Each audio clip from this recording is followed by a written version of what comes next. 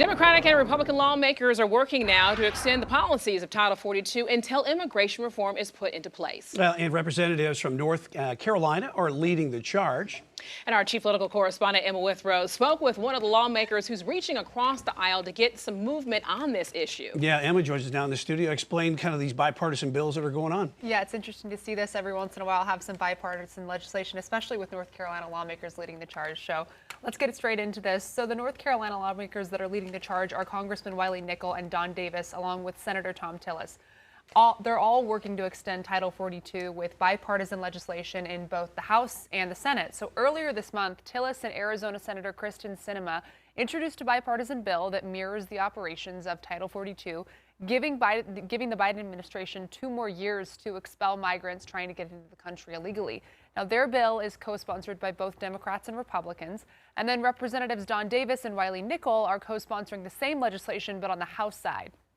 Both of those Democrats have said the end of Title 42 has put a strain on law enforcement agencies and nonprofits in that area, and they're hoping by the end of the 2-year deadline, immigration reforms put in place.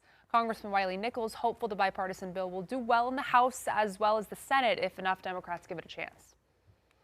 Border security is incredibly important. We need to have strong border security, and this is that middle ground that we just don't have enough of in Washington. But I also believe we need to have immigration reform. So these kind of bipartisan efforts are very important to setting the stage for what we need to do, which is robust border security and immigration reform.